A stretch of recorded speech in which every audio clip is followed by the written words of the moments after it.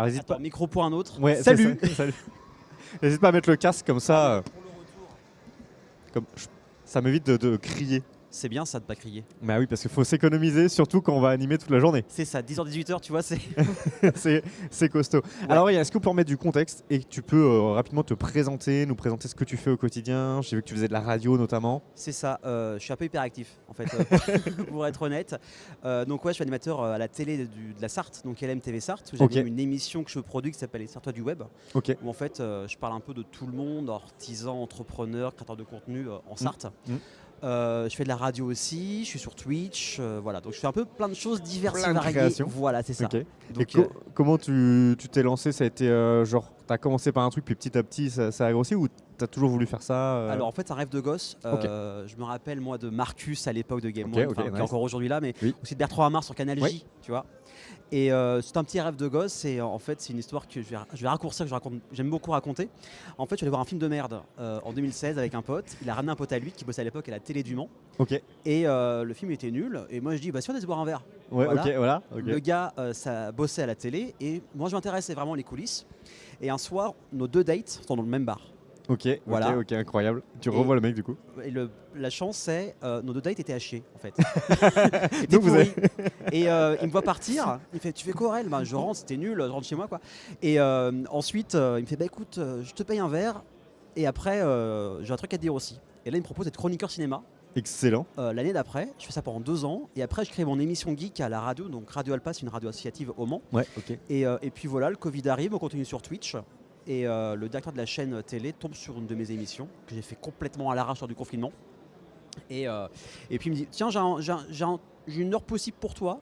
Et puis voilà. Puis après tout s'est enchaîné, l'événementiel, dont ici où je suis là depuis 5 ans en tant qu'animateur. C'est ça, j'allais dire. Donc au festival jeux vidéo du Pays Fléchois. Du Pays Fléchois, c'est ça, voilà. Là, ça s'est agrandi. C'est ça.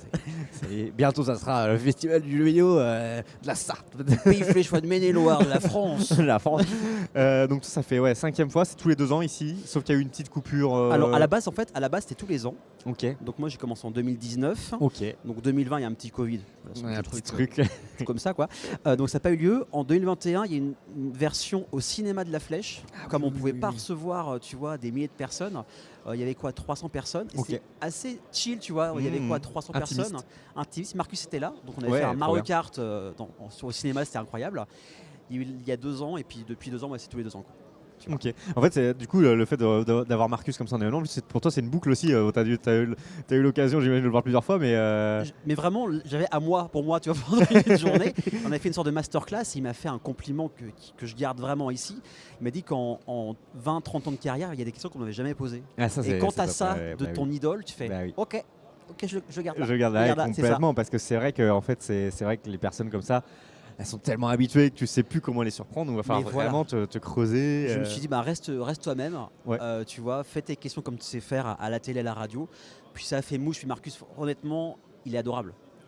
Il est hyper accueillement, hyper bienveillant, puis ouvert surtout à discuter. Donc c'est cool. Complètement. C'est vrai qu'aujourd'hui, ça fait encore partie des personnages du paysage sur le jeu vidéo, etc. C'est fou. T'as un salon qui l'appelle. T'as les enfants de 6 ans jusqu'à nos parents. Bien sûr. Même ma mère, tu vas connaître Marcus Delors, parce qu'à l'époque de Game One, quand je regardais, il était là quoi. Donc c'est assez fou. Ça, il est passé Game One, No Life, Retour Game One, c'est ça, Twitch voilà. maintenant. C'est vrai que c'est partout. Puis tous les conventions, tous les salons. Si on se ressent un petit peu sur notre édition de cette année, qu'est-ce qu'on peut en dire? Comment ça s'est préparé, la thématique, les personnes qu'on y retrouve, etc. Alors moi je veux dire, je suis consultant et animateur du salon. C'est vraiment Anthony et Cédric qui ont co-créé ça et qui ont co-organisé. Donc pour les gens, ils voulaient vraiment taper fort, pas normal, tu vois, c'est avoir plein de choses diverses. Alors déjà, c'est une info importante qu'on donne là, c'est les 10 ans. Ça, on l'a pas dit encore, c'est les 10 ans. Et ils étaient quand même assez précurseurs en 2014 de faire un salon ici dans une ville entre Le Mans et Angers, tu vois. Complètement. Donc ils ont dit tiens, on va essayer un truc, et ils avaient en fait une autre salle ici au gymnase, et ils se sont dit si on fait 500 personnes en une journée, c'est cool. Ils l'ont fait en 2 heures. Voilà, ça s'est réglé. Et puis ensuite, ça a pris de l'ampleur. Et en fait, les invités principaux, c'est Loupiote, donc casteuse, valorante, joueuse. Elle fait beaucoup de choses, elle est aussi très engagée envers la cause du cyberharcèlement aussi, dont on va en parler tout à l'heure lors de la table ronde. Et Samuel Etienne, en fait, Anthony suit Samuel Etienne depuis très longtemps, y compris sur Twitch. D'accord. Il aimait bien sa façon, tu vois, de faire les revues de presse nationales et régionales. Il s'est dit pourquoi pas. Il a m'a appelé, puis voilà, ça s'est fait comme ça. Incroyable. Donc, et aussi, ce qui est cool, c'est que maintenant, c'est pas que du jeu vidéo. J'en ai beaucoup parlé cette semaine dans les médias. C'est aussi, tu as des écoles de formation, des développeurs indépendants, il y a aussi des escape games. En fait, le truc, c'est pas juste jouer, c'est cool, mais c'est de réunir, tu vois, les gens. Ouais, complètement. De créer un lien social aussi, surtout. C'est ça, on offre des possibilités aux gens du territoire, du coup, d'accéder à quelque chose de proximité, parce qu'ils n'ont pas forcément. C'est vrai qu'on dit, il y en a plein des gros salons, machin, mais tout le monde ne peut pas venir forcément dans ces salons-là. T'as les frais d'essence, t'as le prix, et là c'est gratuit aussi. Hein. Voilà, j'allais venir à cette info importante. On est sur un événement qui est gratuit, où il se passe des choses, donc c'est top. Pour en revenir sur Valo, toi c'est quelque chose parce que là c'est un peu la thématique cette année. Totalement. On entend le commentaire qui commence à côté. Ça commence, donc il y a un tournoi, il y a une association qui vient pour organiser ça, c'est Totalement. costaud. Toi, tu as dû te renseigner un peu pour savoir ce que c'était. Tu connaissais déjà Alors Valo, juste de nom, parce que moi je suis un fan de jeux vidéo depuis l'âge de 3 ans. Yes. Donc après, moi c'était pas ma cam de base, les jeux multi. Yes. Mais je me suis dit, tiens, vu qu'il y a Lupiot qui vient, vu qu'il y a Samuel qui vient, je vais m'intéresser aussi à Valo, jouer un petit peu, tu vois. Ouais. Et puis voilà. Mais je m'intéresse à pas mal de choses et du coup, je me suis vraiment pris au jeu parce que en fait c'est accessible, mais c'était pas un fan de jeux multi en FPS. Ça reste assez accessible, je trouve. Oui. Tu vois. Oui, parce que toi, l'univers geek / pop culture, de toute façon, tu étais déjà dedans parce que tu dis que tu regardais Marcus Bertrand Amar, c'était déjà ton truc. De ouf. Ouais. Donc ça reste cohérent. Aujourd'hui, même par rapport à tout ce que tu proposes côté radio-télé, ça reste du contenu comme ça ou des fois tu bascules un peu sur le généraliste? Même maintenant, je suis plus dans le généraliste que dans le spécialisé. D'accord. Mais je vois quand je reçois un développeur indépendant, quand je parle pop culture, il y a mes yeux, tu vois, qui brillent en mode ah trop bien, je vais pouvoir en parler, je sais de quoi je parle. Toi, je suis un peu le geek de la radio, je suis le geek de la télé, donc ça c'est cool, tu vois. Donc non, aujourd'hui, en fait, c'est que je parle vraiment de tous les acteurs du territoire. Ouais. Donc c'est ça qui est cool, c'est que de pas rester enfermé dans une case, mais quand on parle de jeux vidéo, quand on parle de culture geek, tout de suite, je fais OK, c'est parti. Là, c'est ma cour de récréation, les gars. Donc c'est bon. Donc on y va, quoi. C'est parti. Ouais, c'est ça. En termes de, t'as abordé rapidement la table ronde. Donc sur le cyberharcèlement. Alors en fait, non, cyberharcèlement, en fait, on va parler avec Lupiot dans son interview. En fait, il y a 2 interviews. Celle de Samuel et celle de Lupiot. Oui. Et Lupiot est très engageant par rapport à cette cause, donc je voulais aussi en parler. Ouais. Parce que moi, ça me parle beaucoup aussi. Yes, complètement.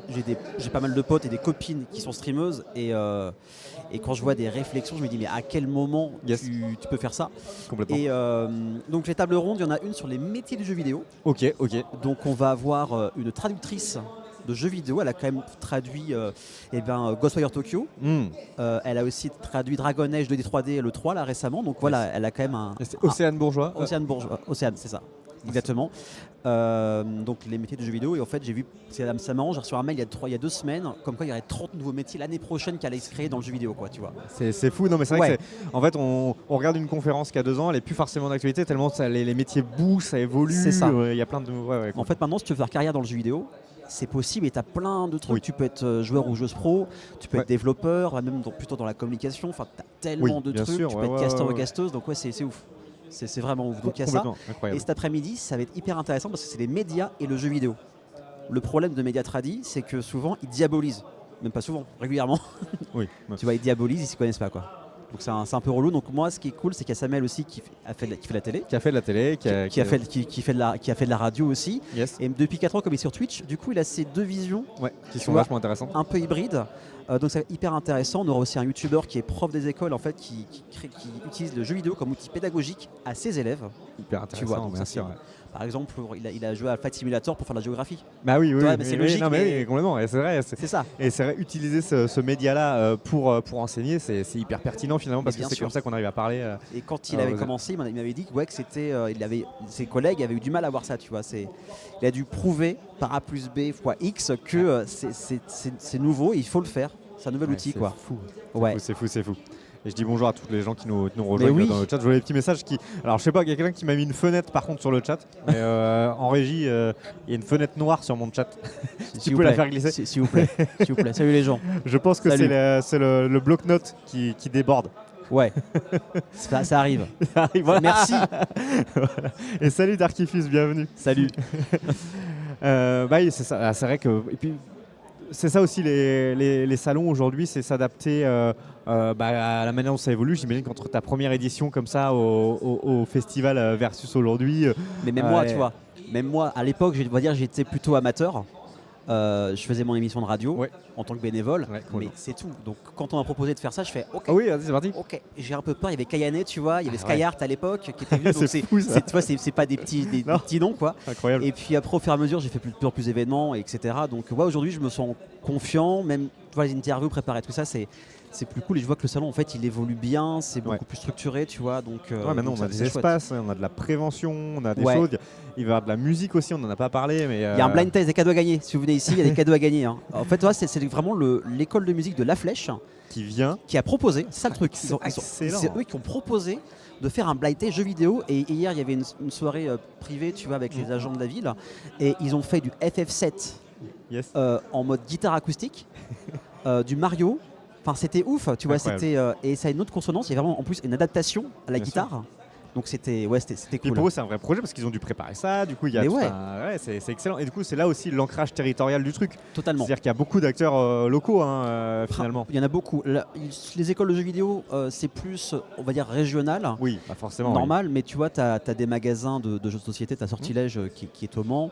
Il y a un escape game en portatif, en fait, dans une tente, tu vois, où le gars il se déplace à droite à gauche.